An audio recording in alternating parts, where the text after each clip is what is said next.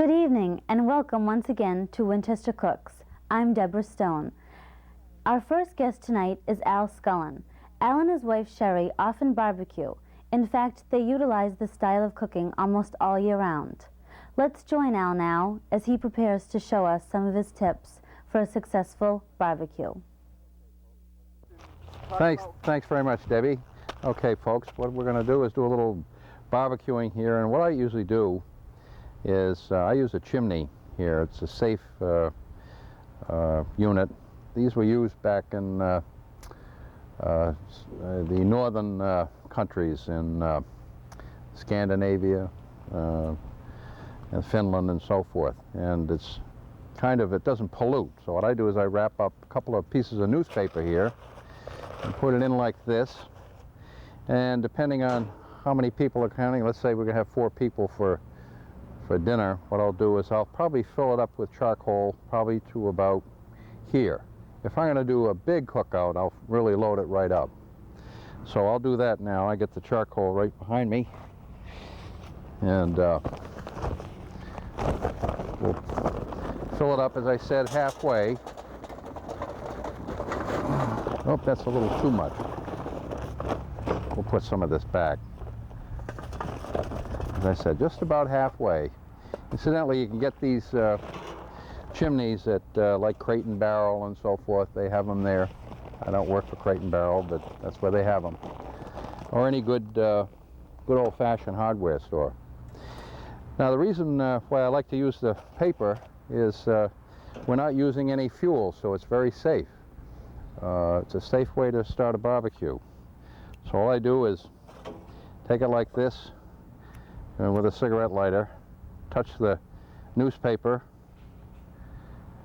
and in this cone the newspaper will slowly ignite and burn, and because the charcoal's on the top in a cone, it'll burn in a very even pattern.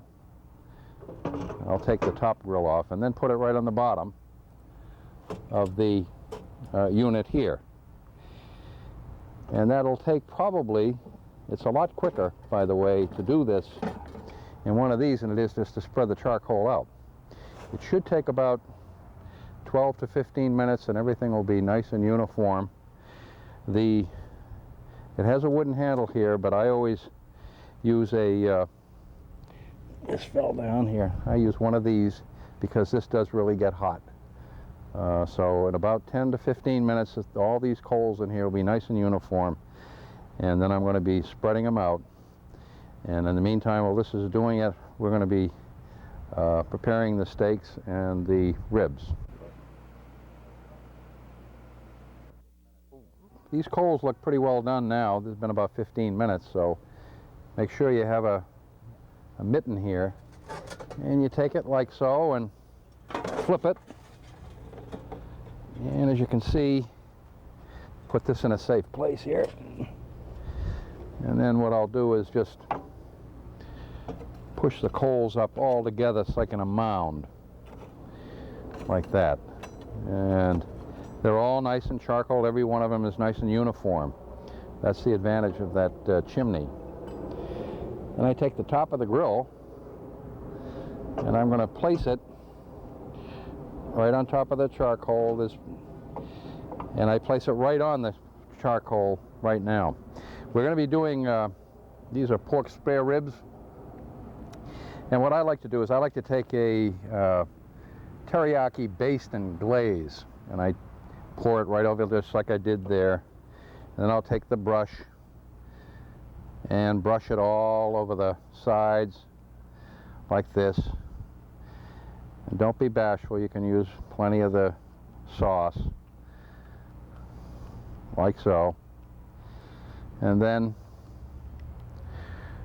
put that there, and then I will also take the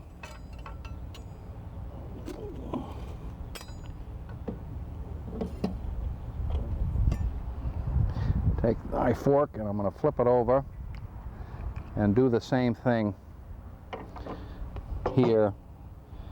Shake it up. We'll put the baste like that and brush it on the back side like so. And this side, the fatty side, will go down, never on the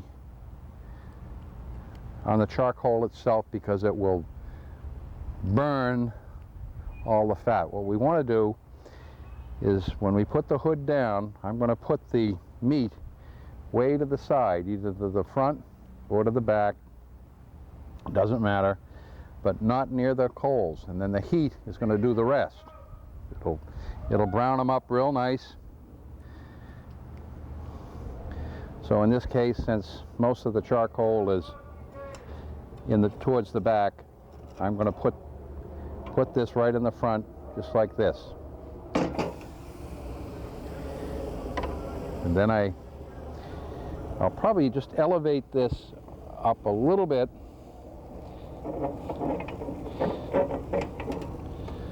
And then I'll shut the hood down like that. In about an hour and a half, we'll have some of the most beautiful ribs you've ever eaten.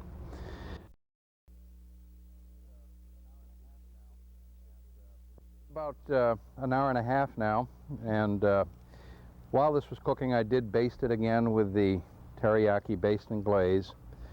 And what we're going to do, you can see that nothing is burned, and I'm going to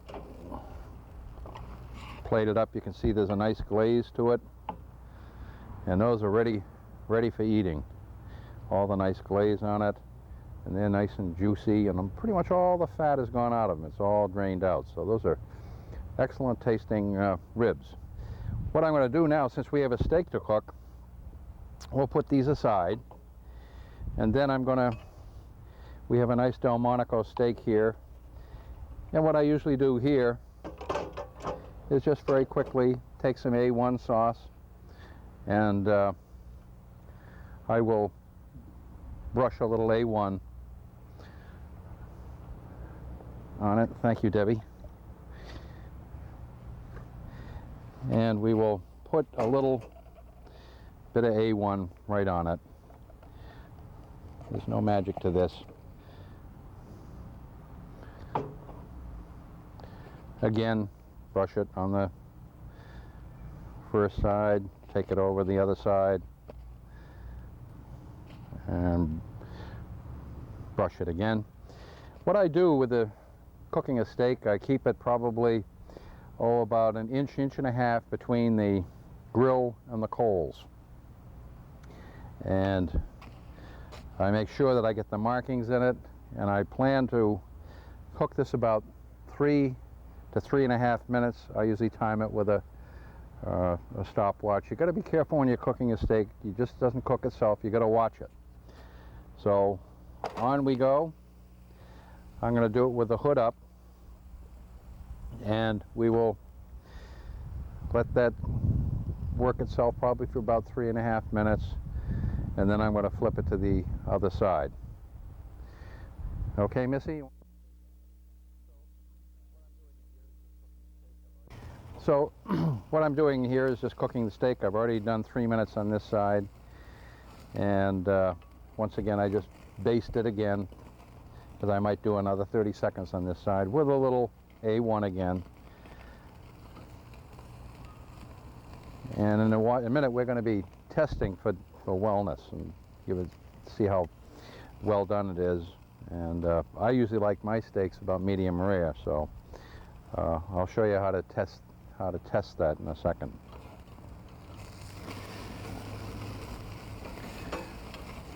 About ready to flip over now. This has been about 3 minutes.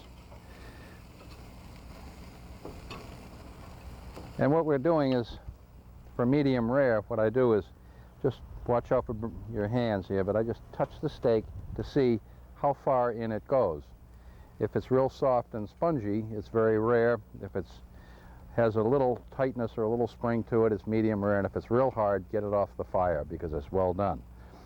A really good way that one of the chefs that I talked to told me how to do that is you take your hand, and how to test a piece of meat is if you take your finger and you touch it like that, take your thumb and push it real up tight, and you touch the meat, that means that the meat is well done. If you lower your thumb a little bit and just touch the meat like that with your thumb. That'll give sort of a medium rare type of feeling to it. And of course, if you close your thumb all the way and you touch in there, that means your steak is rare. So that's a good way to test your steak. And as I do that, I've got almost pretty much of a medium rare steak here. So this has been on for 3 minutes this side.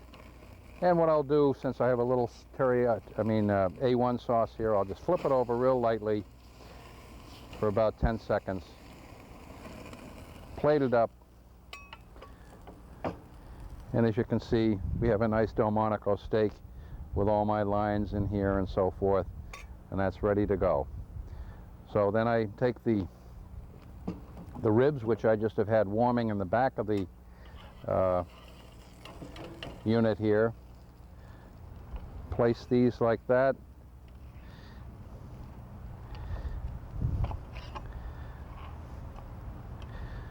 And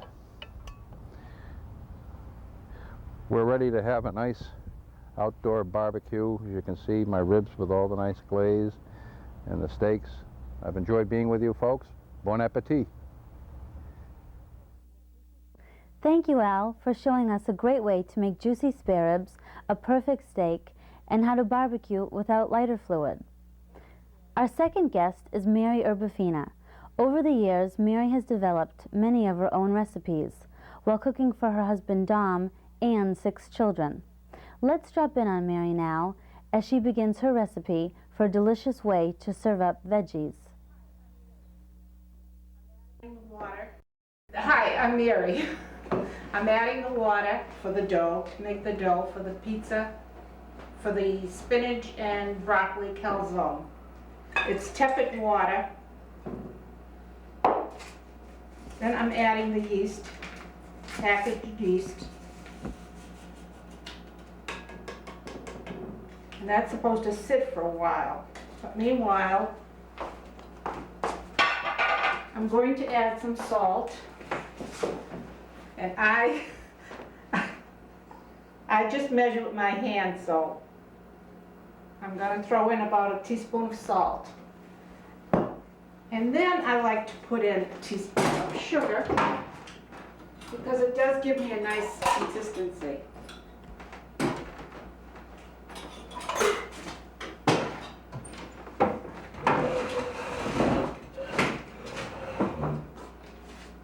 Get my flour ready to mix the dough. And a fork.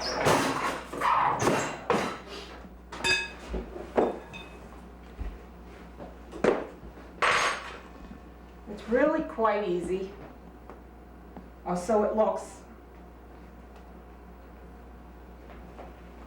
And again, I put in about 4 or 5 cups of flour, but I usually make double this because I have a large family. And mix it with a fork.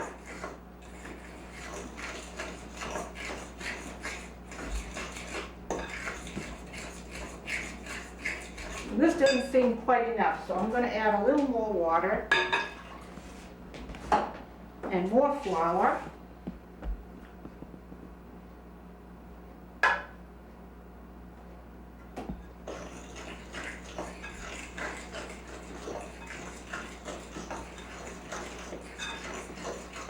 And get it almost together, and then I put it on the board and roll it with my hands. Beat some air into it.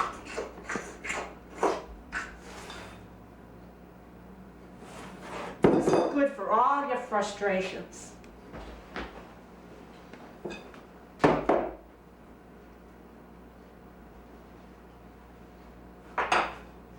Add a little flour to this to get it out.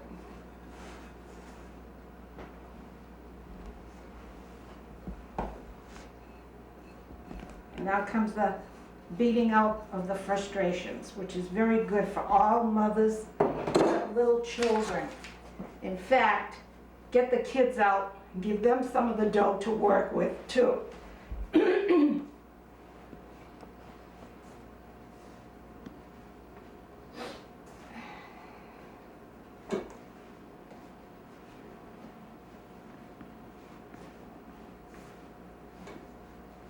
gets all together.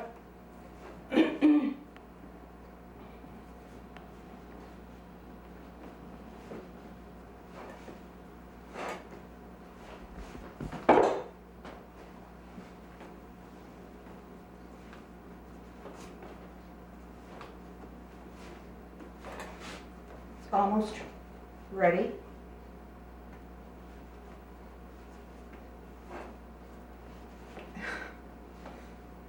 Oh, I'll be patient.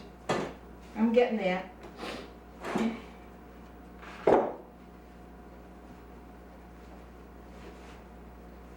Here we go. There, that's about nice. You can tell by putting your finger in it. And I'm going to put just a little oil in the bowl. Put it back in the bowl. Kind of turn it upside down to get it coated with the oil. Set it aside. And put a clean cloth over it.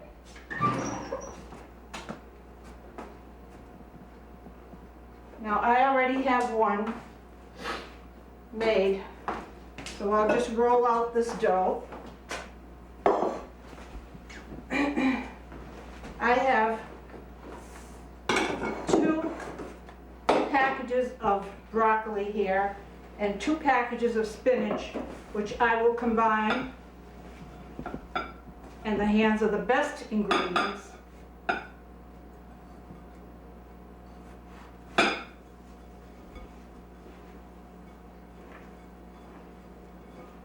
Of course, I could have used a bigger bowl.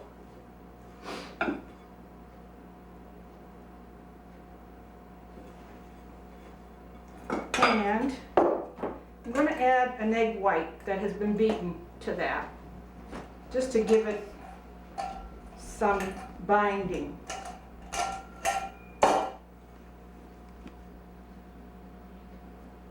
Excuse me.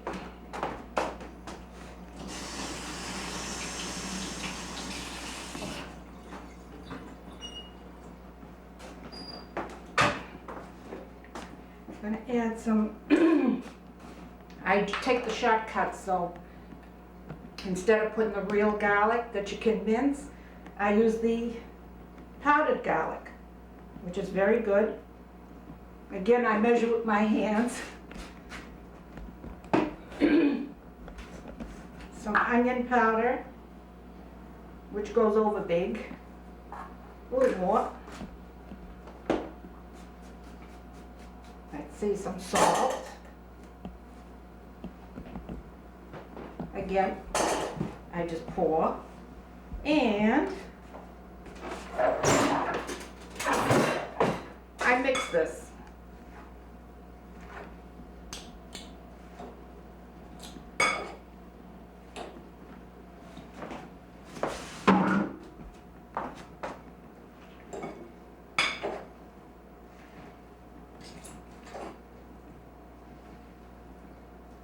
I'm still here. Into that I add a little oil. Olive oil I use, only olive oil in everything, mostly everything I do.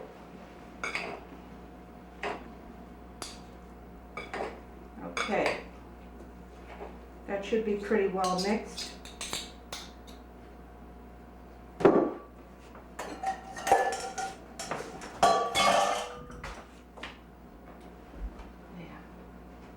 Now I'm ready to roll out the dough. The oven is on, 350 degrees, and this shouldn't take too long. Of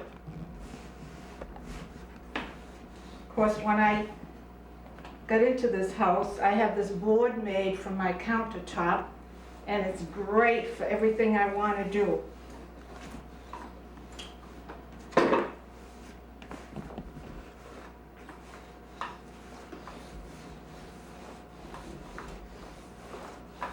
Sometimes I use my table because my table really does it. I can work on my table also. I'm getting the pan ready. And we really can't get along without Pam in the pan.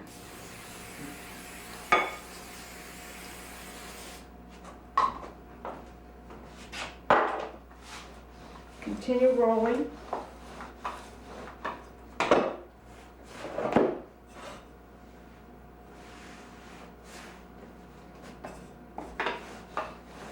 We're going to try to get it to fit the pan, but I'm not always lucky.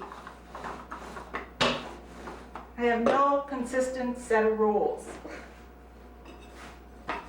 But I do all right.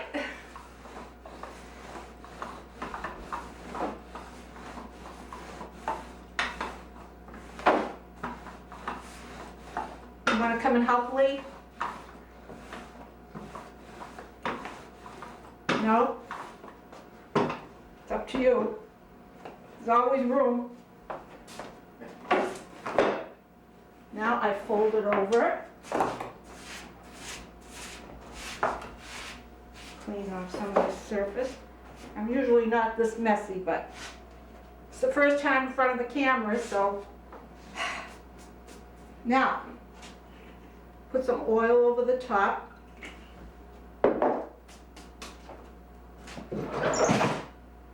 My little brush.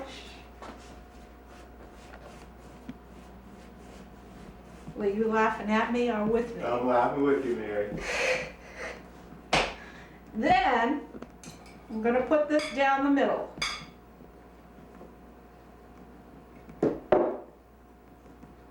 This is a calzone, so we'll make it in the shape of a calzone.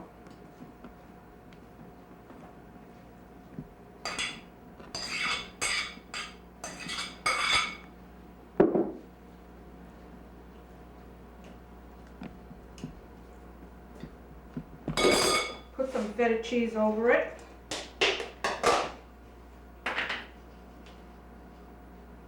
And I usually break it up with my hands.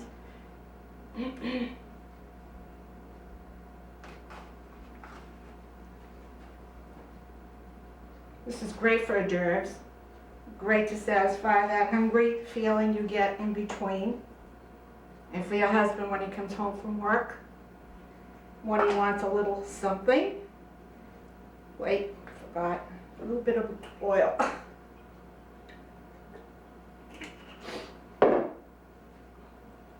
Put that over. Put the other one over. I tried to turn it upside down.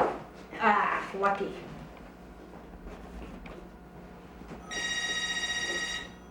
Lee, it's your phone. Hello? Is Paul home, Mary? No, he isn't. No, Paul's not here right now. Then I fork it to Okay. put some air in there. And it's ready to bake. It's as easy as that. Oh boy, this looks really done. So I take it out. Transfer it to my serving platter.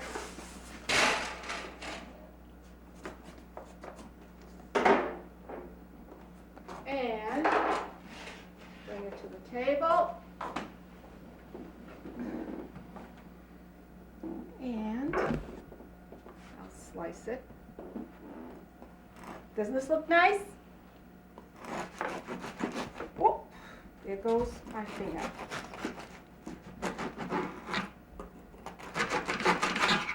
The end piece is never filled the way the rest of it is, so I'll just leave the end piece and we'll go on. And here's a slice, ready to be served. And here's the calzone. I thank you very much for coming into my home.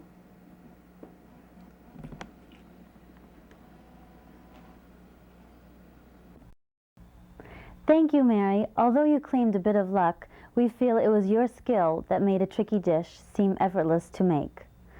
That concludes our show for this evening. Please join us next time when we'll visit with more of Winchester's fine cooks, just up the street from you. Thank you and good night.